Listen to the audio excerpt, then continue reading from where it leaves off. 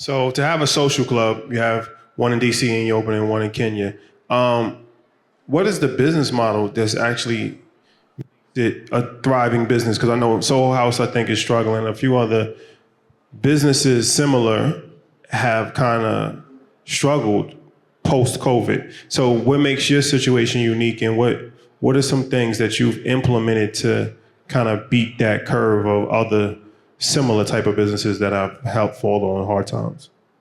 Yeah, so I mean, we're very specific about our demographic and who we're focused on engaging, and it's definitely, Black professionals who are really built around impacting community. And so knowing your market and being very specific to your market, that's been helpful for us. I think the diversity of offerings, obviously at our core, we're a membership club, so it's membership, monthly or annual dues.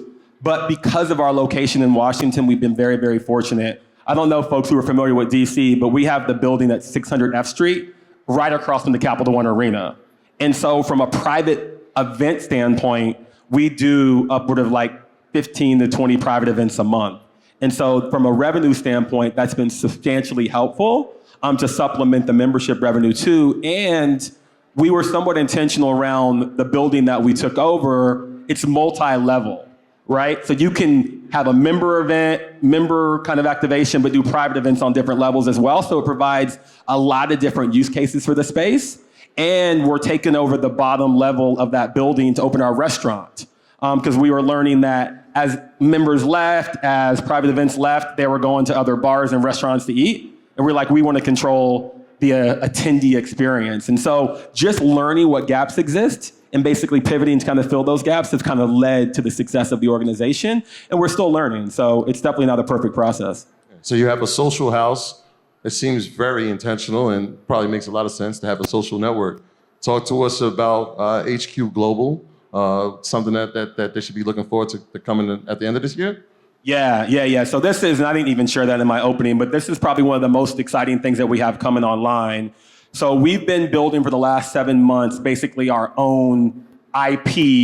Think of it as like a Facebook for Black professionals around the world. And so we're launching this concept called the HQ Global Network this fall, where we have a goal of connecting 1 million Black professionals in an online virtual community across the world by 2026.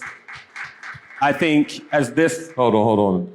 We should be clapping for that. That's like 6 claps.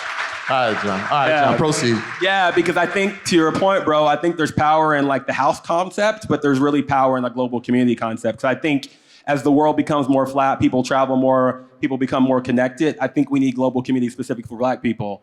I think what we find most troublesome is when we travel, it's hard to find your tribe, right? And so how can we create a space where you know where your tribe is? And so we are launching this fall in 100 cities around the world, from Singapore to Medellin to Addis in Ethiopia to Detroit, Michigan, and we are having ambassadors in all these cities around the world, and we will have communities that will actually be in person, but through this virtual platform, we'll be able to convene, we'll be able to network, we'll be able to collaborate. Because I think, again, as I mentioned earlier, the reason we're successful, and I'm sure the bros can attest to the reason they're successful, is the power of their network and the ability to reach people.